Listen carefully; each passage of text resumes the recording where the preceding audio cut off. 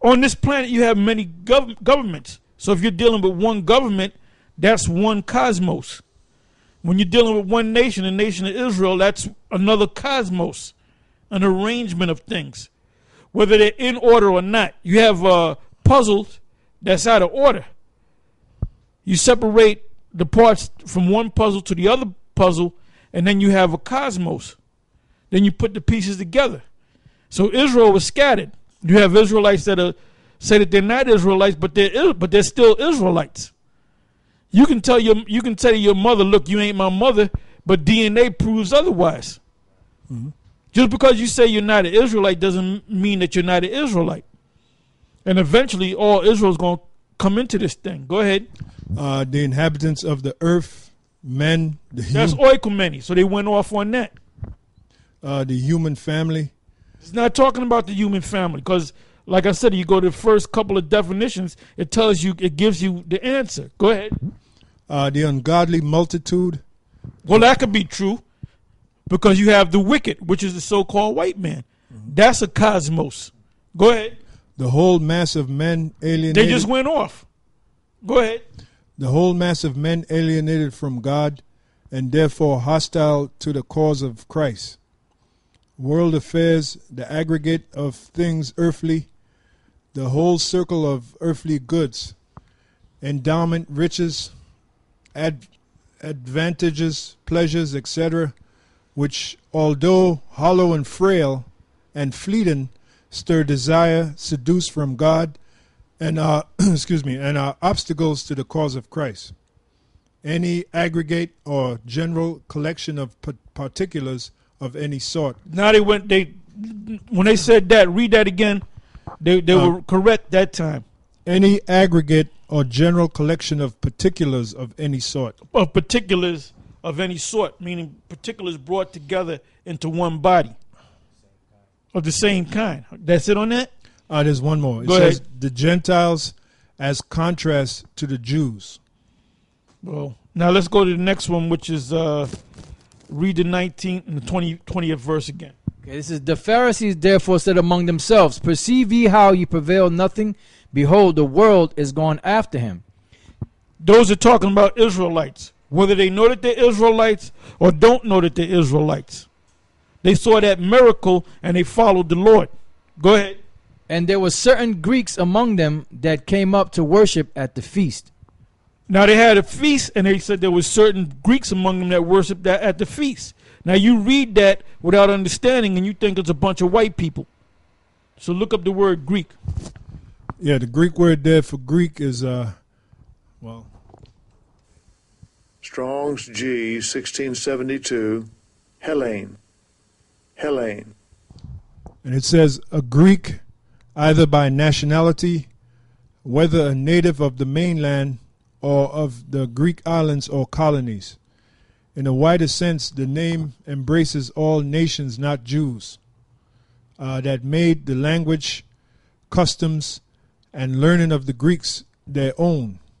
The primary reference is to a difference of religion and worship. Yeah, so in other words, you had Israelites that didn't know that they were Jews or Israelites of the 12 tribes that followed the Greek customs.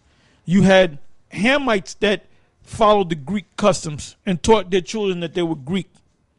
That's why when you look up, when you go back and you look up these icons and these relics during the time of the Greeks, you see these vases with black images on them, especially in the Olympics. These were tall black men that performed in the Olympics. These were, for the most part, Israelites that said that they were Greeks and taught their children that they were Greeks. Okay? So now we understand that the Greeks that followed the Lord in John the 12th chapter and the 20th verse are talking about Israelites. All right? Now let's go from there to Acts the 14th chapter and the first verse. Acts chapter 14, verse 1. And it came to pass in Iconium that they went both together into the synagogue of the Jews, and so spake that that a great multitude both of the Jews and also of the Greeks believed. Hold on. What does the Greek? All of a sudden, these Greeks want to believe the Lord, a black man, and the Greeks are white. The Greeks in that verse right there are talking about Israelites. Now, give me Acts 18:4. I'm sorry. Give me Acts 16:1-3.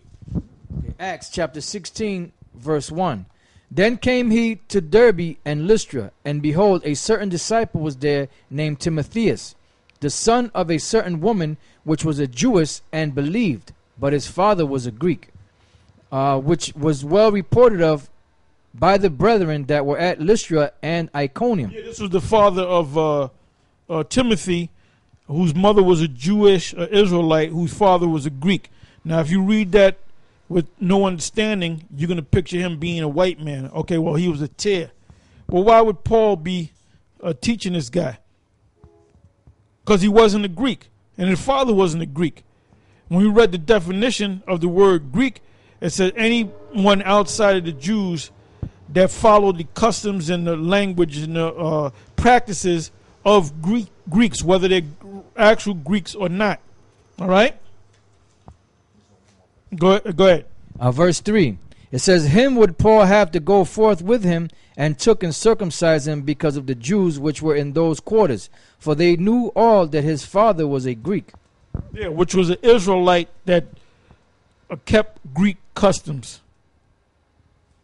And that goes back to, and if we had time, we'll go through that in the Apocrypha. That goes back to how during the time of Antiochus Epiphanes had forced them to not circumcise their children.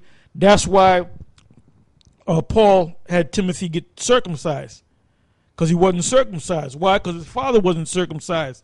His grandfather wasn't circumcised. All the way back to the time of Antiochus Epiphanes, when they were put to death if they circumcised their children, and they were forced to eat pork, and they were forced to work out in these gyms. The word gymnos, gym come from the Greek word gymnos, which means nakedness. That's why when you go back to those vases of these athletes in the Olympics, they actually perform their games butt naked. And then Esau does that the same. You have these gyms today that you go to, and you got men in the shower and they're all butt naked looking at each other. So, and then you got these universities, these colleges, mainly these universities, you got blacks that, Johnny's the first black, one of our family to go to college. And what does he do? It ain't all complete unless he joins a damn fraternity. Or a black woman joins a sorority. That goes back to the Greeks. Because you had Israelites that were following the Greek philosophies. Just like you have the Moors. There's no such thing as Moors. There's no such thing as Moors. That's a label that was put on Israelites that were living in Spain, for the most part, that embraced the religion of Islam. You can watch a movie called El Cid, starring this guy. I was going to say Sidney Poitier. Sidney Poitier should played Vavigo de Vavar, Rodrigo de Vavar, who was played by Charlton Heston, a so-called Jew. And then you had this other guy, the Emir,